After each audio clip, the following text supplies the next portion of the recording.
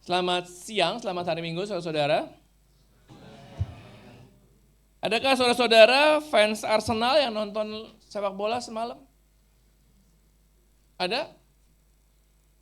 Berbahagialah saudara karena mereka menang ya. Ada fansnya MU? Ada? Go MU. Fansnya Liverpool?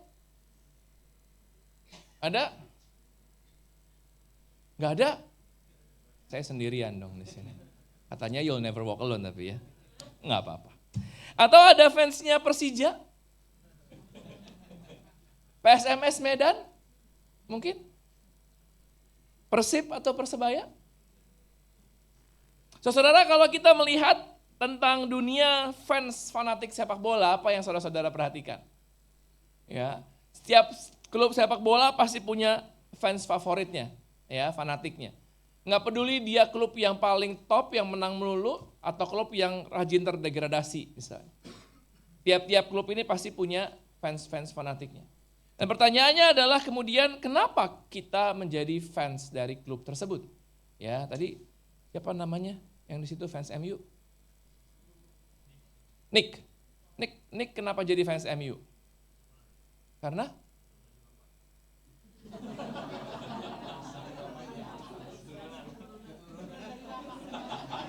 saudara, ini jawaban paling mengejutkan dalam seumur hidup saya.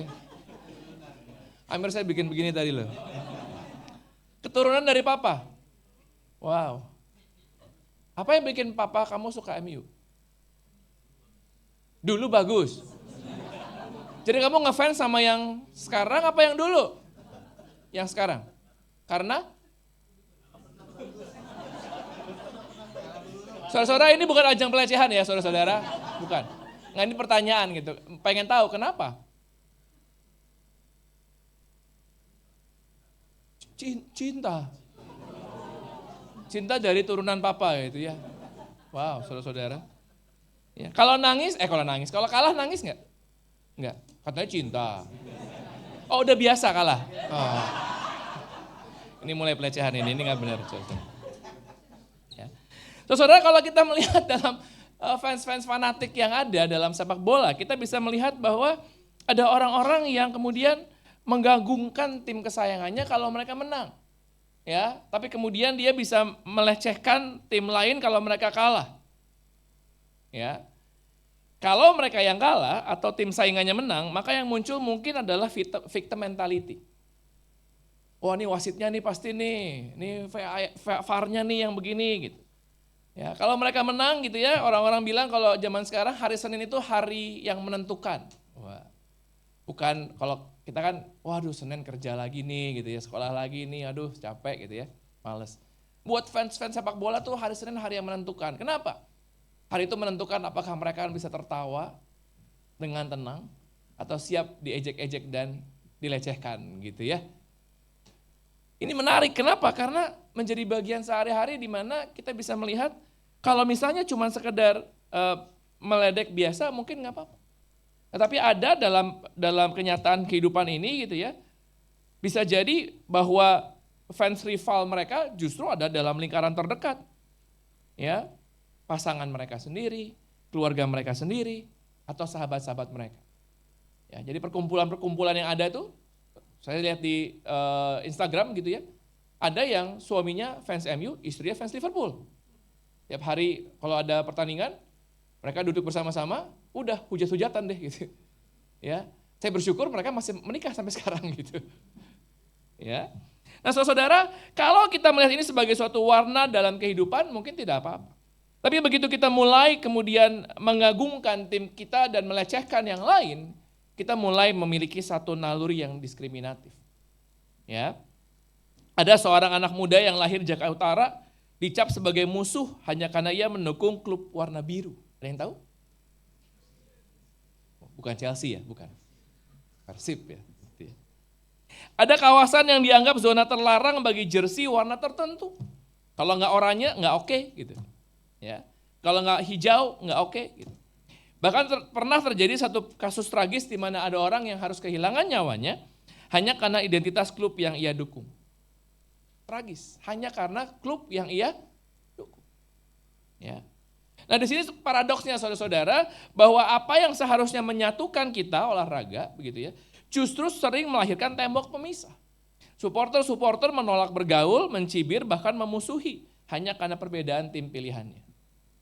Ya, saya bersyukur kakak saya satu-satunya sama tim favoritnya. Istri saya sebelum kami bertemu sudah sama tim favoritnya. Gitu. Ya.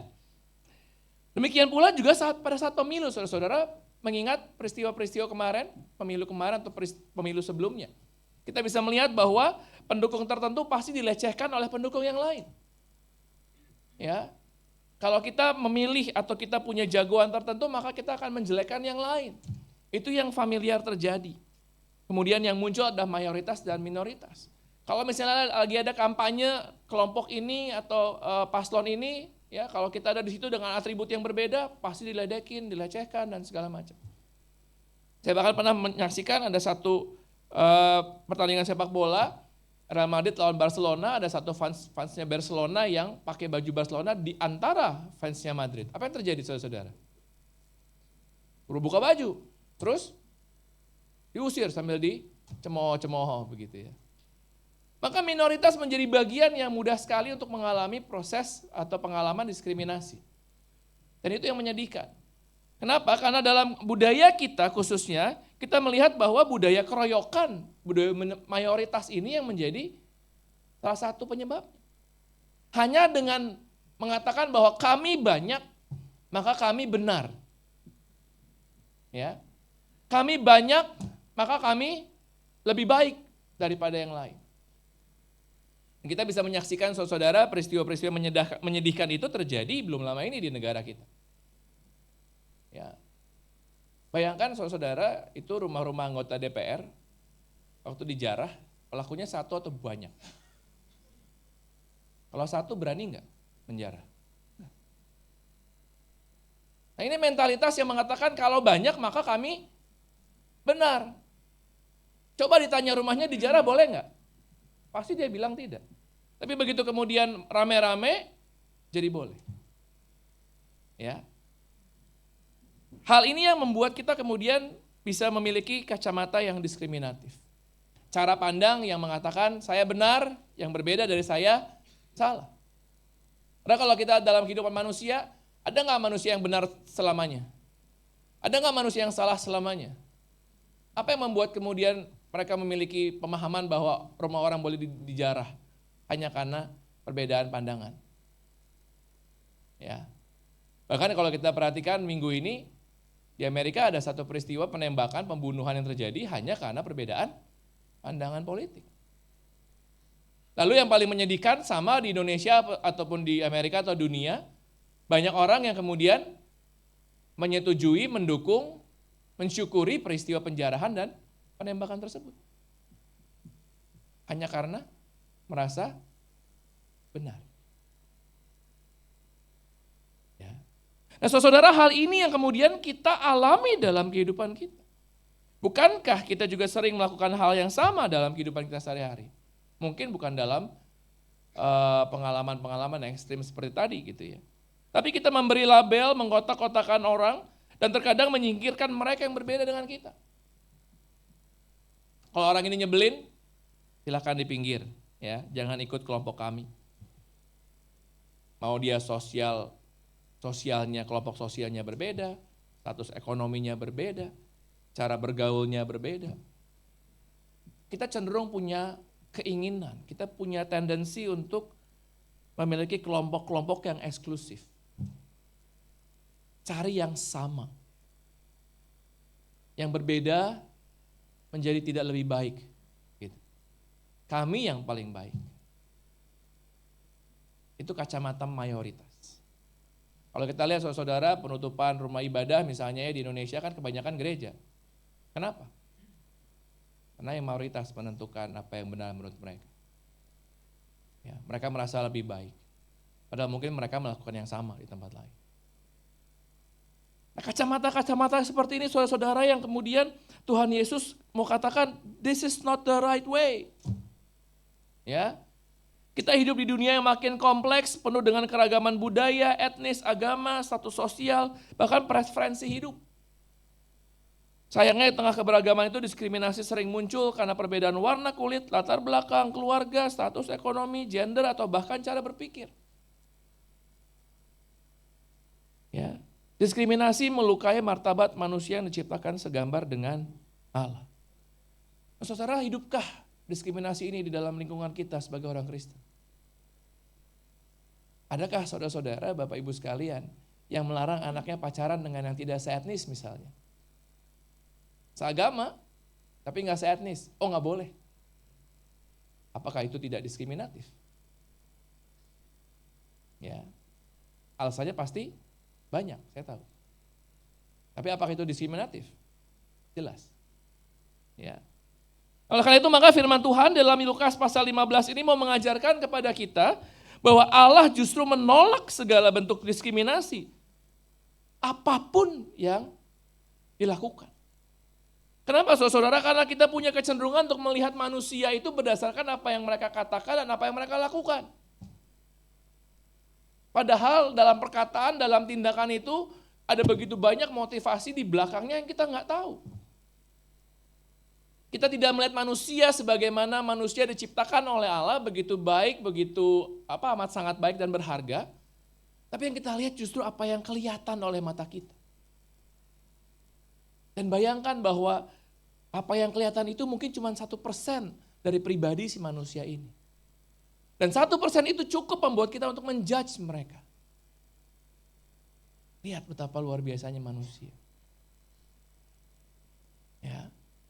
Kita lihat sama-sama saudara di Lukas ini. Yesus saat itu sedang dikelilingi oleh pemungut cukai yang pada saat itu dianggap najis, dianggap pengkhianat bangsa dan koruptor. Pemungut cukai itu tugas pajak zaman sekarang. Yang kali kong dengan orang-orangnya, kamu kasih duit saya sekian, harusnya bayar 1 miliar, cukup bayar 400 juta misalnya. Ya. Lalu kemudian dia juga menjilat penguasa-penguasa, pemerintah-pemerintah dan segala macamnya. Maka pemungut cukai ini sangat dihindari oleh orang-orang Israel, apalagi ahli-ahli Taurat begitu ya. Mereka dianggap orang-orang berdosa yang tidak layak oleh masyarakat Yahudi yang taat hukum.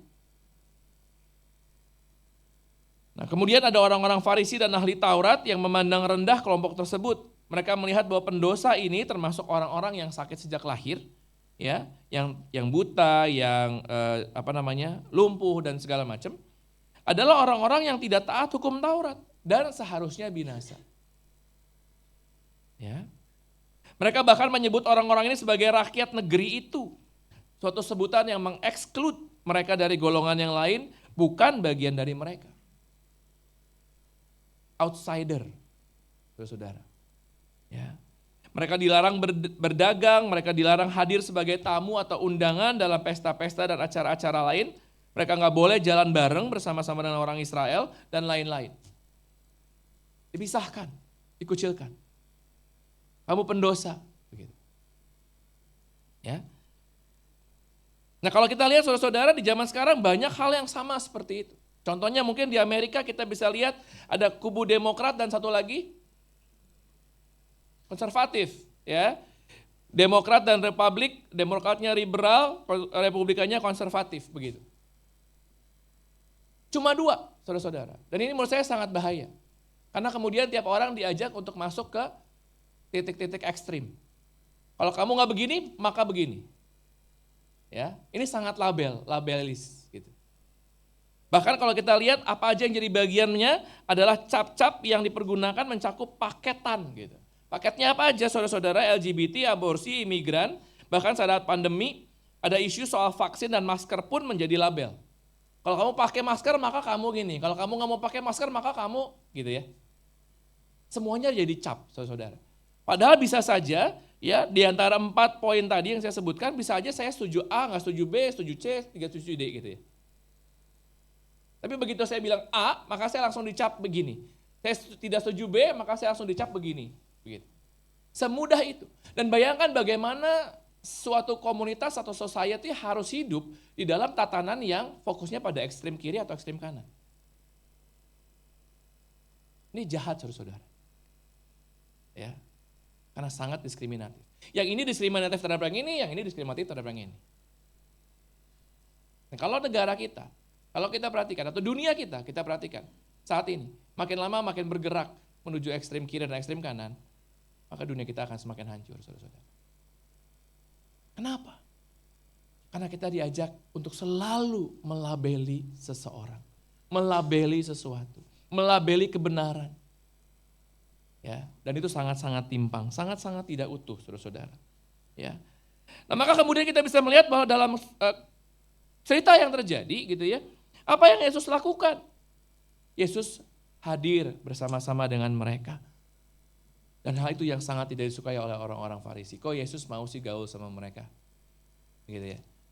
Bayangkan kalau saya penggemar Liverpool, ya, datang ke perkumpulannya MU misalnya. Maka orang-orang yang kenal saya sebagai pendukung Liverpool akan menanyakan, ngapain sih Ocep ke sana gitu. Ini bukan soal ngomong jahat, baik. Baru perbedaan yang beda warna jersinya aja gitu. Warnanya sama sih merah ya, tapi beda tim begitu. Ya. Nah, lalu Yesus mengatakan, saudara, ya, dia bercerita tentang seorang gembala yang meninggalkan 99 dombanya demi mencari satu domba yang hilang. Dia kemudian melanjutkan dengan kisah seorang perempuan yang mencari satu dirham yang hilang.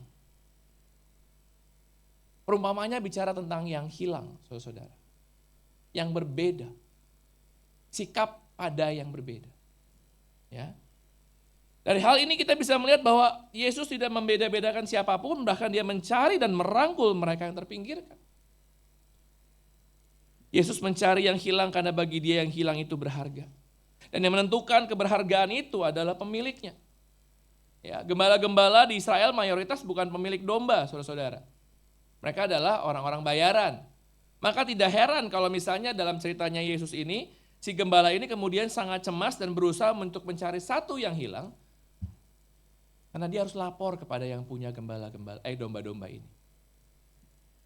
Dan kalau dia menemukan yang satu itu, bayangkan betapa leganya dia, betapa bersukacitanya dia. Sama seperti si perempuan yang kehilangan satu dirham. Satu dirham itu kira-kira untuk bisa menghidupi 1-2 hari kehidupan begitu ya. Mungkin bagi orang-orang yang punya 1000-an dirham gak jadi masalah kehilangan satu. Tapi bagi satu ibu ini, perempuan ini, pemilik dirham ini, saat dia kehilangan satu dirham, maka itu menjadi hal yang berharga bagi dia. Dia cari sampai dapat. Dan begitu dia mendapatkannya, dia bersuka cita, dia memanggil sahabat-sahabat dan tetangga-tetangganya dan berkata, bersukacitalah bersama aku. Saudara, ini yang menarik. Ya. Di dalam bahasan kita, Yesus mengajarkan 3 hal yang penting. Yang pertama adalah Yesus tidak memandang status sosial, ekonomi, atau moral seseorang. Baginya setiap manusia adalah berharga karena demikianlah Allah menciptakan manusia. Kasih Allah ini bersifat inklusif dan bukan eksklusif. Saudara bayangkan misalnya ada seorang yang compang-caping, yang kotor, datang duduk di sini. Bagaimana respon kita? Dulu sekali di GKI Kayu Putih pernah ada percobaan itu. Pada saat satu kebaktian, ada orang yang sengaja pakai kostum begitu ya, compang-camping dengan segala macam yang kotor dan segala macam duduk di kursi gereja. Responnya jemaat yang lain bagaimana? Selamat datang, siapa namanya gitu. Apa yang terjadi? Mereka berusaha untuk menjauh, menghindar, saudara-saudara. Ya. Lalu dibahas di khotbah. Pas di khotbah diceritain baru, oh gitu. Merasa bersalah tapi gitu ya. Seakan-akan ya udah. Tapi saudara, itu gambaran yang kita lihat dalam kehidupan kita. Ya. Bayangkan ada seorang pembunuh duduk di sini. Mungkin kita akan minggir semua, saya nggak mau dibunuh. Kita udah punya label, kita udah punya cap. Orang ini jebelin, ya udah jangan diajak temenan lagi. Orang ini suka gosipin orang, udah jangan diajak main lagi. Orang ini begini. Begitu mudahnya kita mencap seseorang. Ya. Padahal Allah memberi nilai pada yang terbuang. Domba yang hilang dan dirham yang hilang menggambarkan orang-orang yang tersingkir, tapi kemudian dicari. Dan saat dicari, saudara, yang menarik adalah ada satu sukacita di surga yang melampaui segala diskriminasi tersebut. Ya, di dalam dunia mereka dianggap sebagai sampah masyarakat, tetapi bagi Allah mereka begitu berharga sehingga Ia rela mencari mereka sampai menemukan mereka. Ya. Dan saudara, N.T. Wright ya seorang teolog Perjanjian Baru mengatakan bahwa perumpamaan Yesus adalah protes terhadap sistem agama Yahudi yang sangat eksklusif. Ya. Karena kasih Allah menembus sekat religius.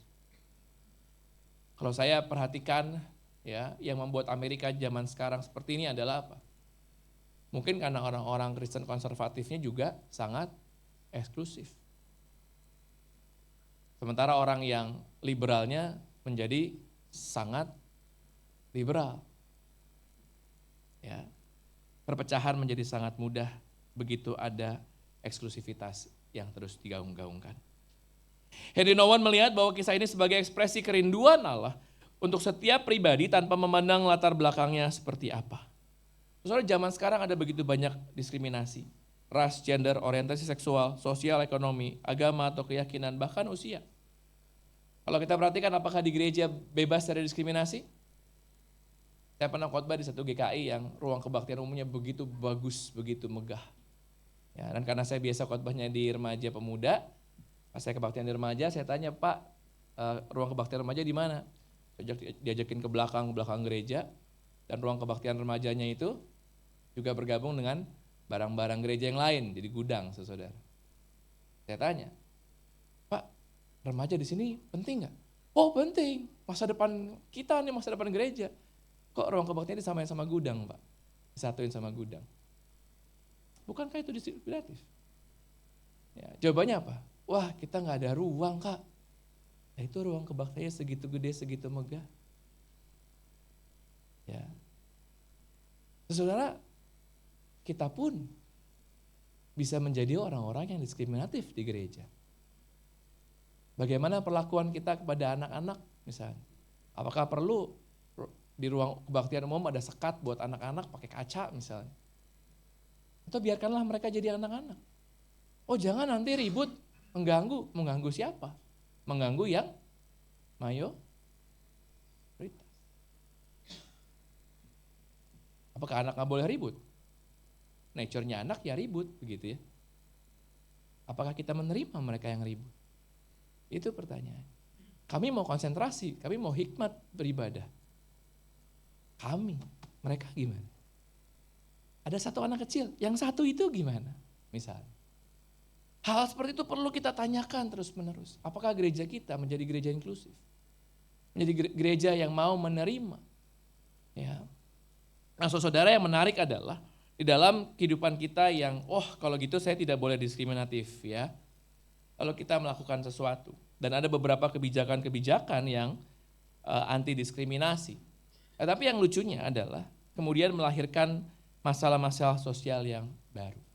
Itu yang kita sebut dengan counter atau reverse discrimination. Contohnya apa? Contohnya adalah mungkin kuota pendidikan atau pekerjaan. Ya, zaman saya dulu, saya nggak tahu sekarang, masuk perguruan tinggi negeri itu ada kuotanya. Bukan kuota berapa jumlahnya, tapi berapa kuota yang Chinese. Ada yang ikut merasakan nggak? Ya, yang keturunan Tionghoa hanya boleh berapa persen masuk perguruan tinggi negeri. Bukan soal prestasinya, saudara. Soal etnis. Ya. Itu zaman saya dulu. Nggak tahu sekarang, mudah-mudahan enggak. Gitu ya. Tujuannya pembedaan. Lalu kemudian ada usaha-usaha untuk mesti diterima lebih banyak lagi begitu ya. Ada kesempatan untuk memberikan ruang bagi kelompok minoritas, tapi ada kasus di mana kemudian hal itu menjadi diskriminasi bagi yang lain. Karena apa? Karena perbedaan perilakunya, perbedaan privilege-nya. Ya. Nah saudara, menurut saya hal yang menarik adalah seringkali privilege seperti itu sebenarnya tidak membantu apapun. Contoh mungkin ya, kelompok masyarakat Maori di New Zealand. Mereka dulu yang penduduk aslinya di sana, kemudian diusir mungkin oleh orang kulit putih gitu ya. Lalu kemudian sebagai sebagai permintaan maaf atau dari rasa bersalah, kemudian ada privilege buat orang-orang Maori. Dan sampai sekarang privilege dalam hukum itu tetap ada. Ya, tapi saudara-saudara akibatnya apa? Orang-orang Maori menjadi kelompok-kelompok yang mungkin tetap terpisahkan, ya, tersingkirkan, Mereka menjadi orang-orang yang malas. Kenapa? Karena mereka bergantung pada uang dari pemerintah. Dan kemudian karena mereka malas, mereka tidak mengalami perubahan mentalitas. Banyak kriminalitas terjadi dari orang-orang Mauri. Kenapa bisa terjadi saudara? Karena cara pandangnya nggak berubah. Walaupun dikasih privilege supaya anti diskriminasi, tetapi kemudian cara pandangnya masih berbeda. Kamu berbeda, begitu ya. Kamu lebih rendah, kamu tidak lebih baik daripada saya. Maka kehidupan dalam masyarakatnya nggak berubah. Ya. Kemudian ada aturan netralitas agama di ruang publik misalnya. Ya, larangan penggunaan simbol agama tertentu. Ini di Amerika lagi ramai sekali gitu ya. Maksudnya menghilangkan diskriminasi, tapi justru yang Islam mesti diterima. Gitu ya. Simbol-simbolnya boleh dipakai. Lah. Diskriminatif enggak tuh? Yang satu enggak boleh, yang satu boleh gitu. Ya. Jadi reverse discrimination. Maka kemudian orang-orang Kristennya jadi protes. Kalau enggak boleh, ya enggak boleh semua gitu. Ya. Nah, itu saudara-saudara yang seringkali terjadi. Ya. Atau juga ada otonomi khusus di saat sebuah kelompok daerah diberi keistimewaan. Daerah lain merasa dianaktirikan. Lihatlah beberapa daerah yang pengen keluar dari Indonesia. Karena semua uangnya ke Jakarta misalnya. Ya. Saudara, hal-hal seperti ini yang seringkali terjadi saat kemudian kita mencoba menerapkan anti diskriminasi tanpa merubah cara pandang kita.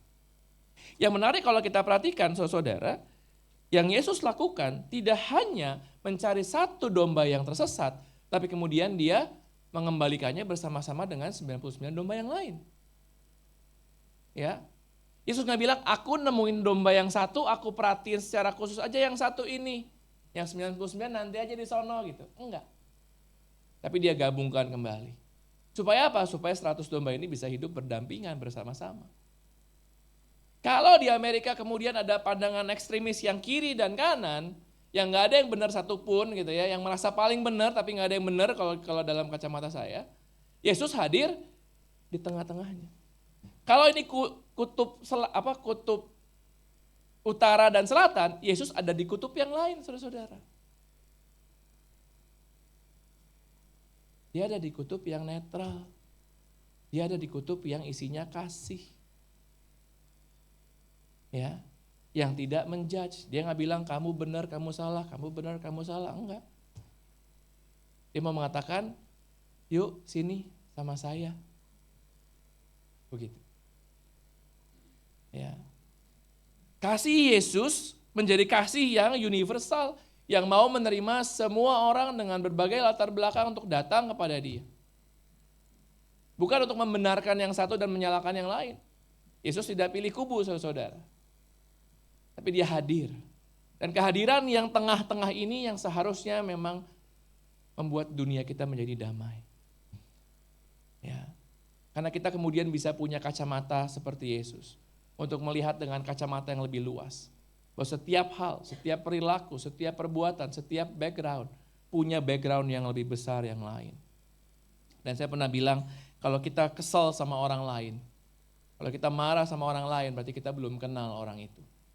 Karena kalau kita benar-benar mengenal dia, maka kita bisa melihat orang yang amat berharga dan diciptakan oleh Tuhan.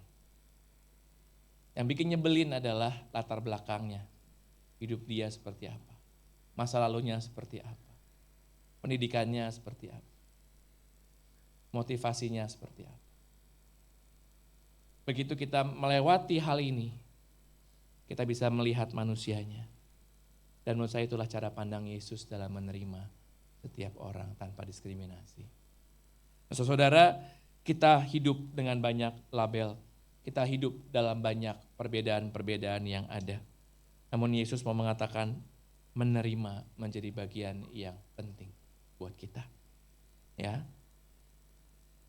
Saya mau ajak kita untuk menyaksikan sebuah video yang mudah-mudahan bisa membantu kita untuk melihat bagaimana kita seharusnya hidup. It's so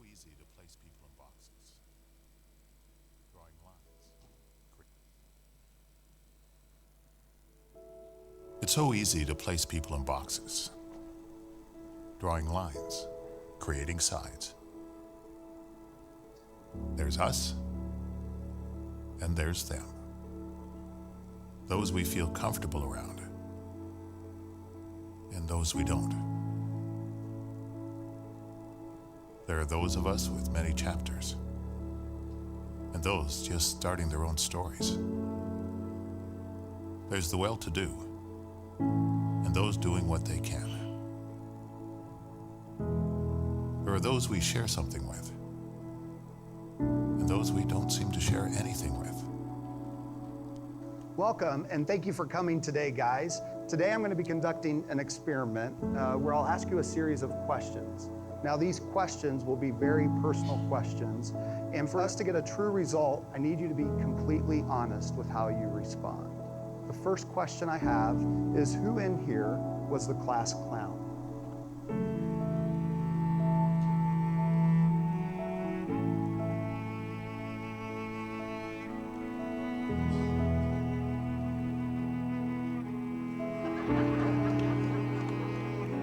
Who is never on time?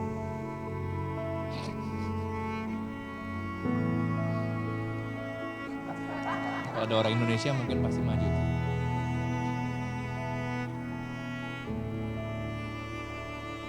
And then there's us.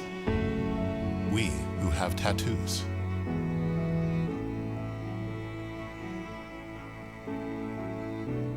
We who feel lonely.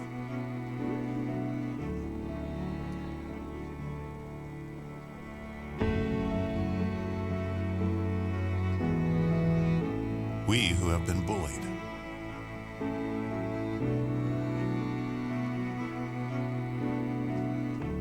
We who have bullied others.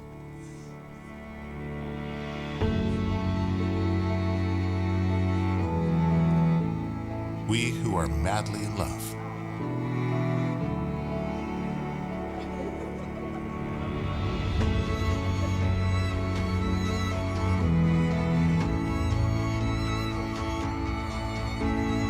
We who have overcome great adversity.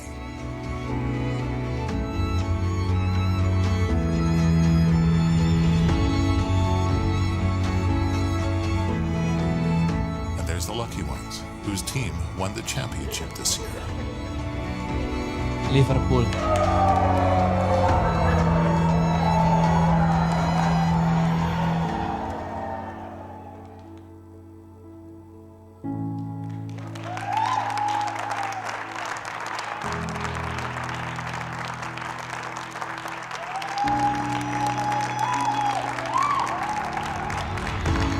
We who beat cancer.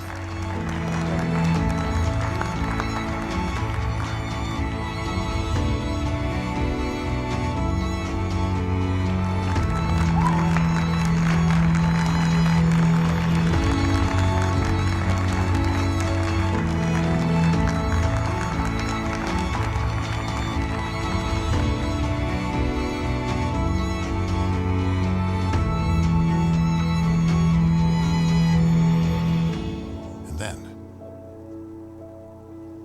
there's all of us who are created in the image of God.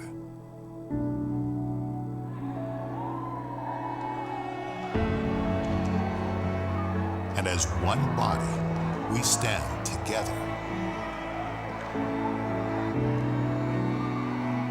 united as one under His grace. Saudara, Yesus menolak diskriminasi ganda. Dia tidak hanya membela yang terpinggirkan, tetapi dia juga menghargai yang sudah ada dalam kandang. Kasih Allah tidak menciptakan kelompok baru yang diperlakukan lebih istimewa, melainkan memulihkan semua dalam kesetaraan kasih. Mari kita belajar melihat orang lain dengan kacamata Allah, bahwa setiap orang berharga, bukan karena statusnya, tapi karena ia diciptakan segambar dengan Allah.